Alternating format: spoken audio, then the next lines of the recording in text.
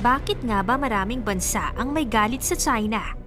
Pero alam nyo ba na pangalawa sa pinakamayabang na bansa ang China sa GDP per nomina? Kahit saan ba naman kasi bumaling at pumunta, may produktong made in China. Pero kahit sa ekonomiya, ang China ay tagumpay. Marami pala silang bansang kaaway.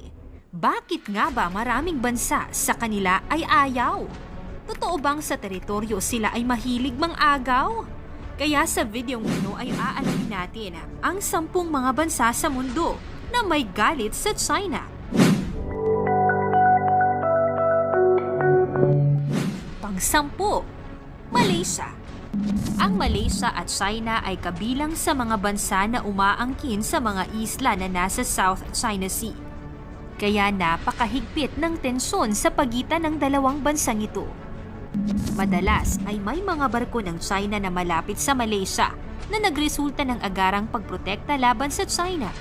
Sinasabi ng China na sila ay may mga historic rights sa mga isla, kaya ang kanilang mga activities ay may legal na basihan, lalo na sa tinatawag nilang 9-dash line, kaya lalo pa nilang pinapalakas ang pagpapatrolya ng mga militar, pag-deploy ng mga fighter jets at radar system. Kaya itinuturing ito ng Malaysia's Foreign Ministry na isang seryosong banta sa kanilang national sovereignty. Kaya hanggang ngayon ay nananatiling may hidwaan ang Malaysia sa China. Pang-10, Canada. Ang isa sa may galit sa China ay ang bansang Canada. Isa sa nagpainit ng tensyon ay noong nag-detained ang China ng ilang mga Canadian citizen. Kinundi na ito ng Canada. Ang aksyon daw na ito ng China ay isang arbitraryo at may politikal na hangarin at humihiling ng agarang pagpapalaya mo sa kanyang piling. Pagpapalaya sa kanilang mamamayan. Binatikos din ng Canada ang record ng China sa karapatang pantao at naapektuhan din ang ekonomiya dahil sa mga restrictions ng magkabilang panig. Pang-8, Australia. Alam natin na ang COVID-19 ay mula sa China. Isa sa nagsagawa ng investigasyon sa pagkalat ng virus ay ang Australia. Dahil sa aksyong ito, nagpataw ng restriction sa trading ang China sa ilang produktong galing Australia na nakaapekto sa kanilang ekonomiya. Ang alitan ay mas lumala pa dahil sa magkaibang pananaw sa usaping pang-teritoryo. Ang Australia kasama ang US at ilan pang kakamping mga bansa ay tutol sa kagustuhan ng China sa pagkuha ng teritoryo sa South China Sea. Inakusahan naman ng China ang Australia ng pakikialam sa kanilang internal na interes. Pang-7, South Korea. Bagamat may historikal na away ang China at Korea noong naganap ang Sino-Korean War, pero hindi ito ang nagpapainit ng tensyon ngayon, kundi ang pagkakasundo ng Amerika at South Korea sa pagbuo ng armas pangdigma at may kinalaman sa nuclear. Ito ay bilang tugon nila sa patuloy na pagdevelop ng nuclear weapons at ballistic missile ng North Korea. Ang pagkakasundo at hakbang na ito ay hindi ikinatuwa ng China dahil ito daw ay banta sa kanilang seguridad, kaya nag-impose ang China ng mga sanctions laban sa South Korea. Gayunpaman ay di natinag ang South Korea sa pananakot ng China at patuloy nilang pinaunlad ang kanilang pangdepensa at pagsasanay sa nuclear weapons dahil sa mapangahas na mga hakbang ng North Korea. Pang-6, Vietnam. Ang galit ng Vietnam sa China ay nag-ugat pa noong Sino-Vietnamese War noong 1979 hanggang 1990. Bukod dito, ang isa pa sa kinagagalit ng Vietnam ay ang pagkuha ng China sa Paracel Island na itinuturing ng Vietnam na kanilang teritoryo. Ang pagpapadala ng China ng barko sa lugar ay nagbigay ng pangamba at pagtutol sa magkalapit na bansa. Mas tumaas pa ang tensyon nang magkaengkwentro noong 2014 China-Vietnam oil rig crisis nang maglagay ang China ng isang oil wake sa teritoryo ng Vietnam. Kaya nag-epekto ito sa mga anti-Chinese protest at nakapinsala sa ekonomikong ugnayan ng dalawang bansa. Pang-5, Japan.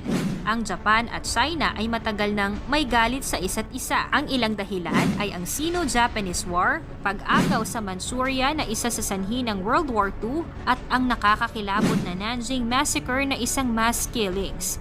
Pero ang mas matinding galit na namamagitan sa dalawang bansa hanggang ngayon ay ang agawan sa teritoryo sa mga isla ng Senkaku Diaoyu, isang matagal ng isyu na nagdudulot ng tensyon at parehong nagpapalakasan sa military exercises at nagpapatrol sa mga isla na nagdudulot ng protesta at girian ng magkabilang panig ng bansa.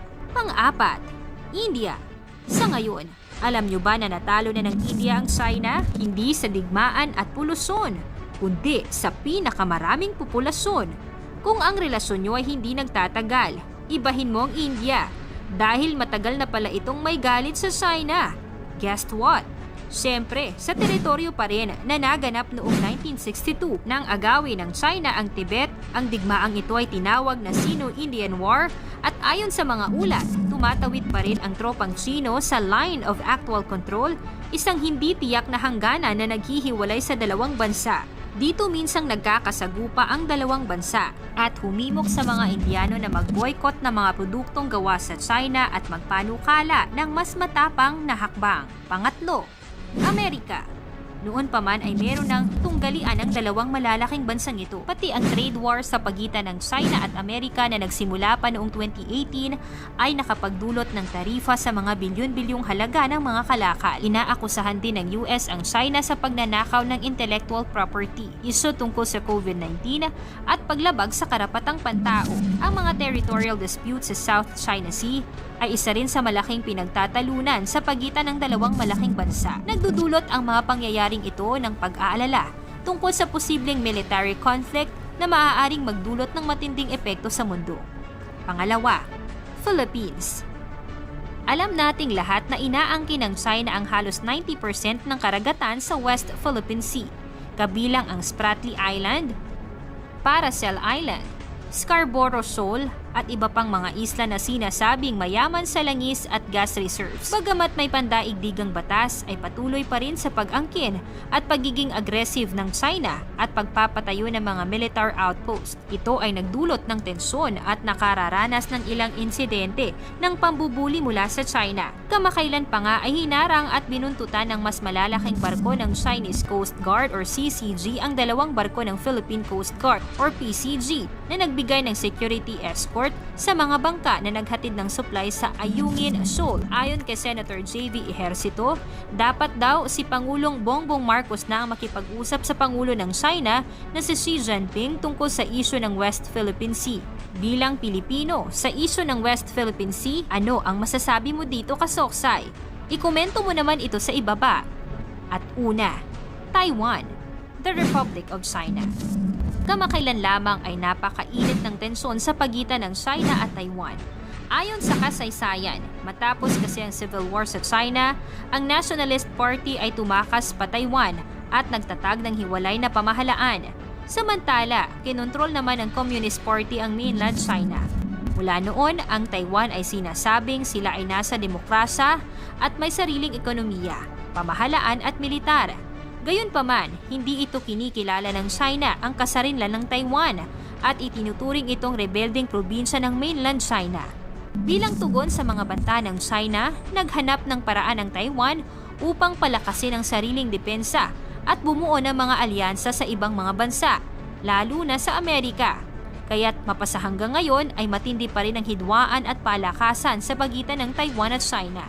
10 lamang ang nailista ko. Pero sa totoo, napakarami pang mga bansa ang may galit sa China. Bakit kaya ganito karami ang may galit sa China? At anong bansa kaya sa huli ang pinakamortal na kalaban ng China? Ikomento mo naman ito sa ibaba. I-like ang video, mag-subscribe at maraming salamat sa panonood mga kasoksay.